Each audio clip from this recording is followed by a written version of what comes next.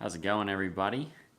Just wanted to jump on here real quick. Sorry I'm a little bit late. It was like kid bath night, and then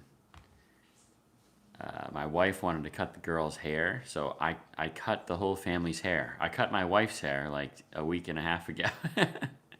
And I cut all the girl hairs in my house, and I also cut Malachi's hair, and I cut my own hair. So I'm saving an obscene amount of money now by cutting hair. But I was coming on tonight's. Normally during football season, I would watch Sunday Night Football while we do live stream, and a couple months ago we like rearranged our living room around, and I just don't.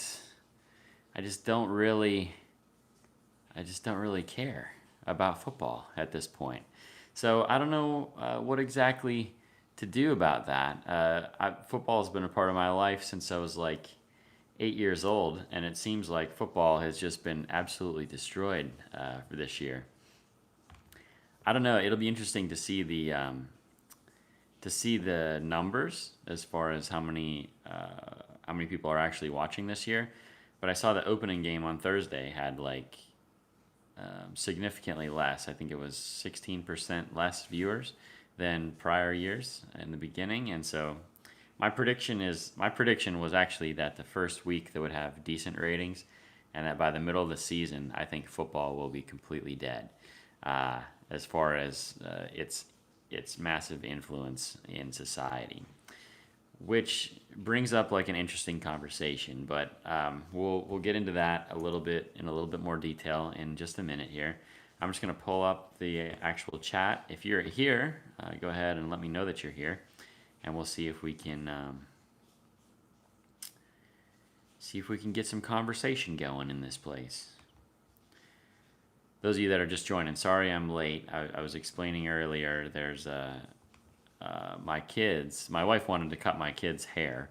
And so I already cut my own hair, and I cut Malachi's hair all the time. And I cut my wife's hair like a week and a half ago.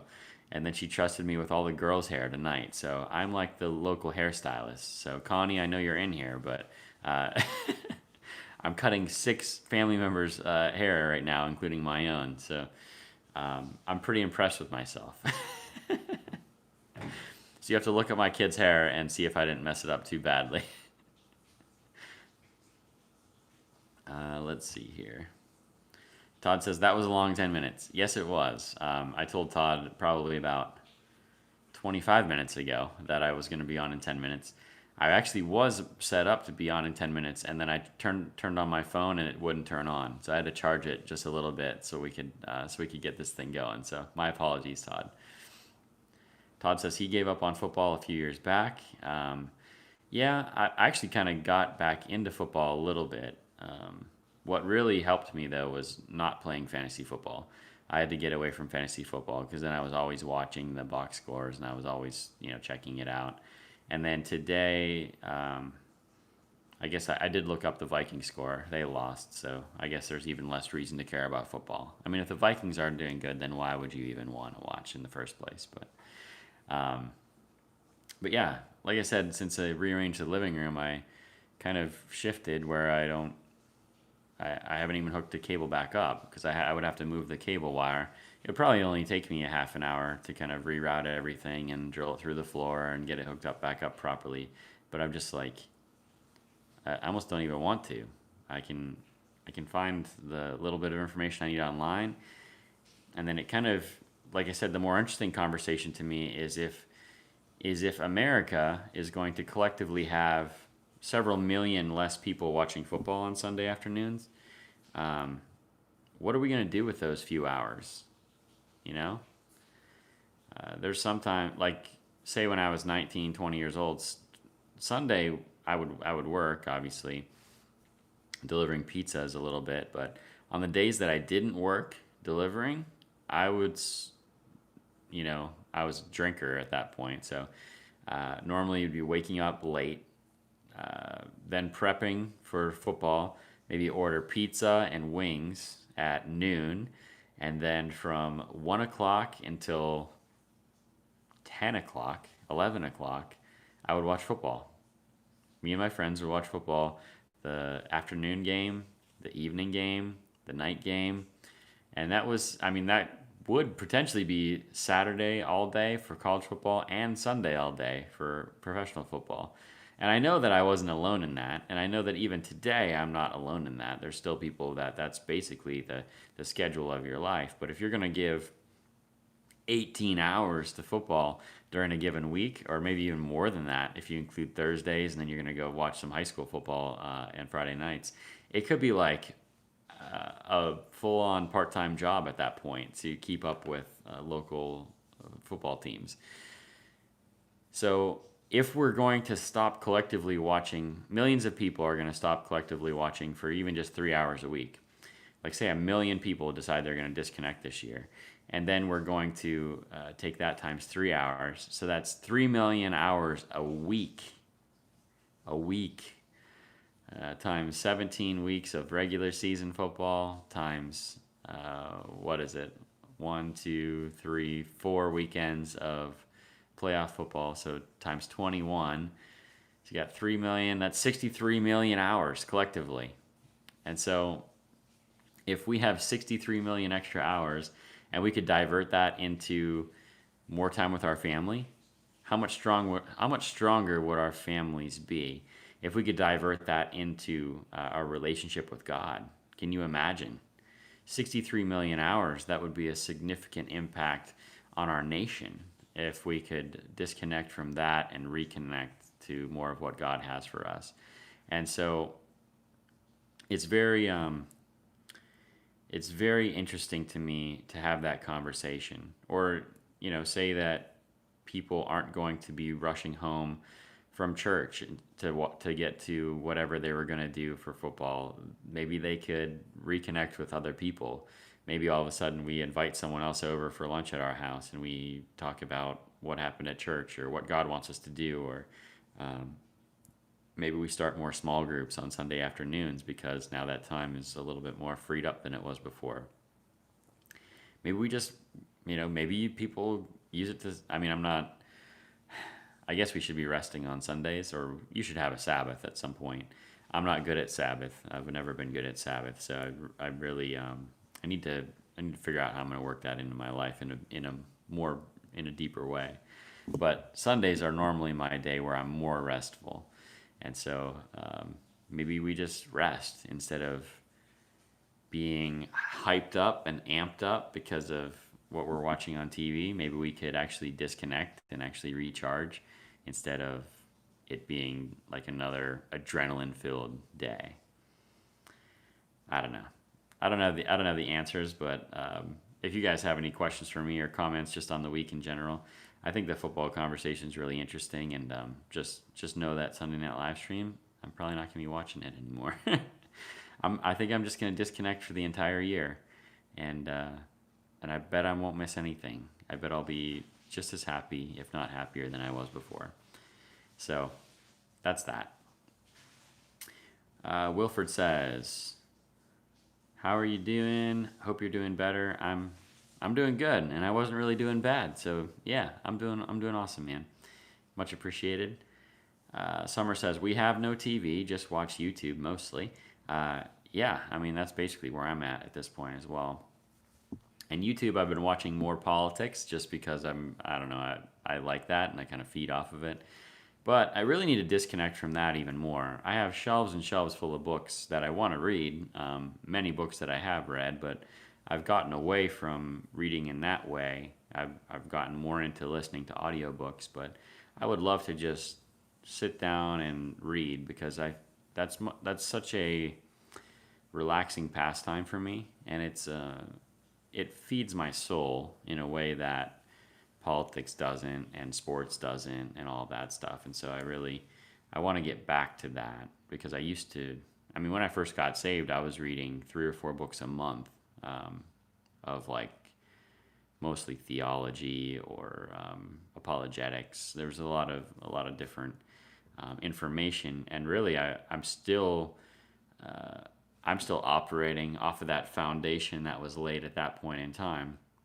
It doesn't mean I'm still not adding more and more information to it, but that foundation that was laid when I first got saved was absolutely absolutely essential to what God is doing in my life today.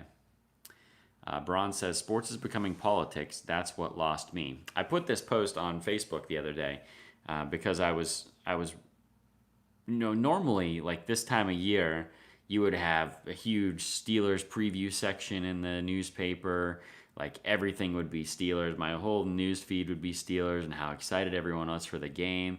And my whole news feed on Facebook was just crickets. I just could not believe it. I was like, what happened to Steeler country here?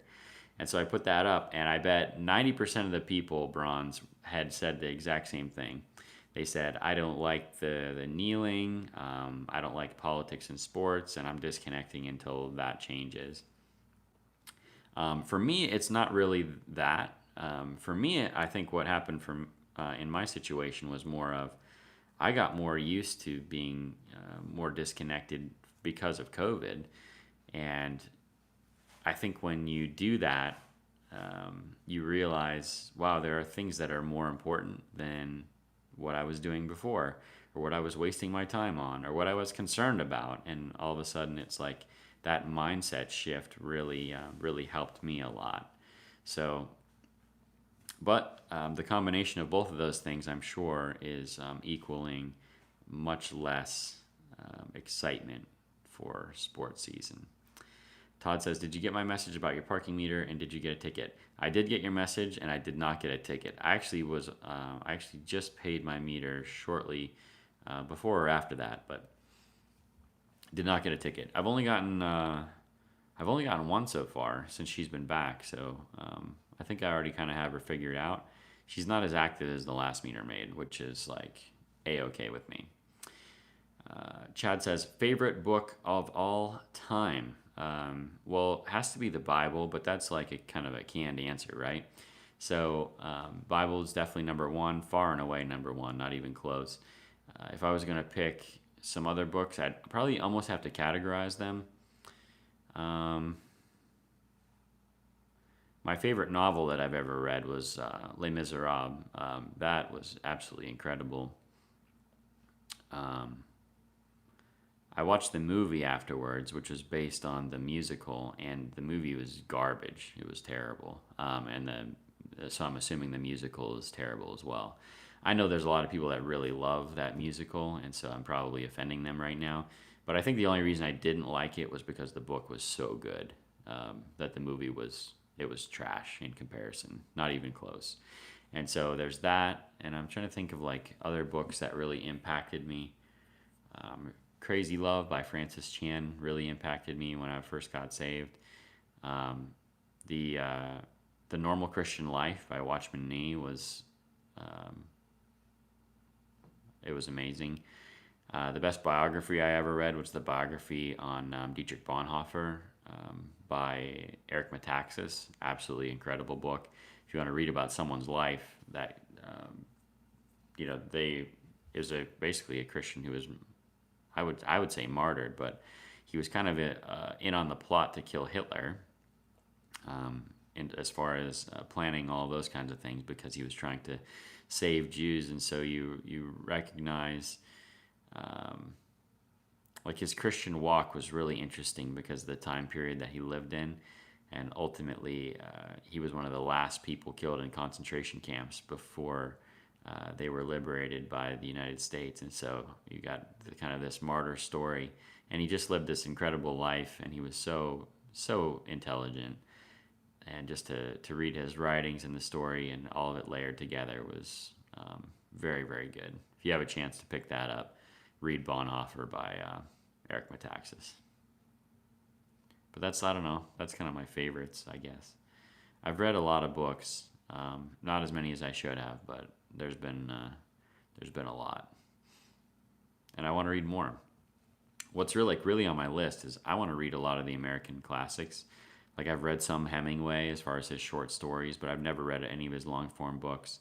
So I really want to dig into Ernest Hemingway, and then who's the other one that I have on my shelf? A lot of Steinbeck. So I'd really like to read Hemingway and Steinbeck, kind of the two great American classic authors. And I know their books are darker, but when I've read Hemingway's short stories, it was like he just had a way of writing about the human condition that is really insightful. So to read those books that aren't necessarily Christian, but through a Christian lens, I think makes them all the more powerful, because then you can kind of live vicariously through Hemingway's writing. Like, what was he thinking? How was he operating? And I really like to try to dissect authors in that way. And that's the only reason that I really like to read nonfiction, is because some of these writers are so talented. Like, they're not just books; they're works of art. And so, these authors of classics, I really want to dig into. Some other ones that I want to read that I haven't would be like 1984. I know, just with kind of the age that we're living in, I think that's a very relevant book, and I continue to hear quotes about it, but I've never actually read it all the way through. Just snippets here and there of different quotes from the book, and so I'd like to have the full context of what 1984 was all about. But anyways, sorry, I got way off topic. We're already at 15 minutes, so I was only going to jump on here for 15 minutes. So let me go through the rest of the comments, and then we'll go from there. Jed says, y'all watch the NBA? Nope, that's gotten more political than anyone else, though, from the looks of it. I don't know if the Lakers are looking good, I guess. I don't know. And the Celtics? Is it the Lakers and the Celtics? You guys will have to inform me. I don't even know how many teams are left. That's how disconnected I am from the NBA. But I see it on like the news feeds every now and again. So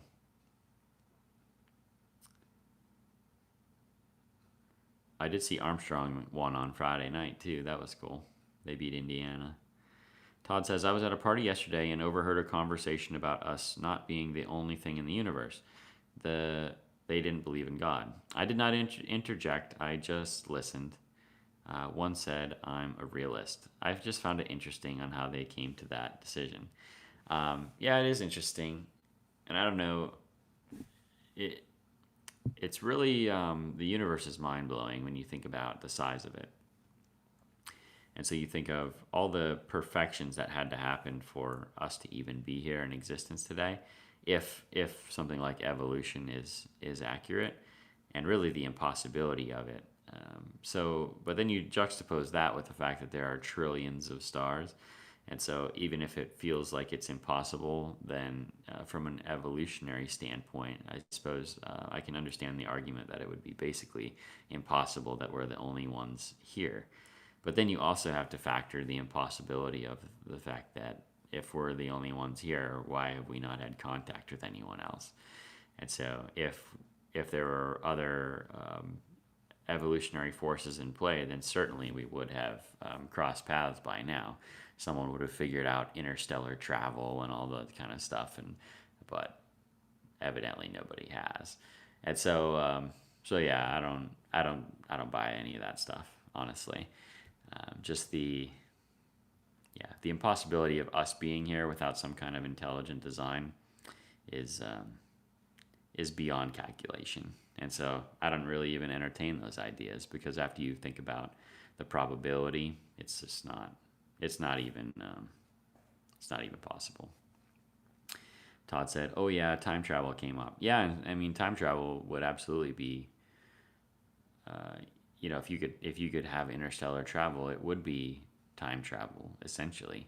If you think about the things that we see in the sky, like many of the stars in the sky probably aren't even there anymore. When you think about how many light years away they are, and they could be burned out by the time, like we could be seeing light from potentially many, many, many years in the past. And so it's a very interesting conversation when you start talking about the universe and all that stuff. Anyways, I think that's it, guys. We made it all the way to the end of the comments here. If you have anything going on in Kittanning, let me know. I would like to highlight some different things as far as if you see like good things happening around town. And I know I've been talking with a couple other local businesses that would like to highlight some of that kind of stuff too.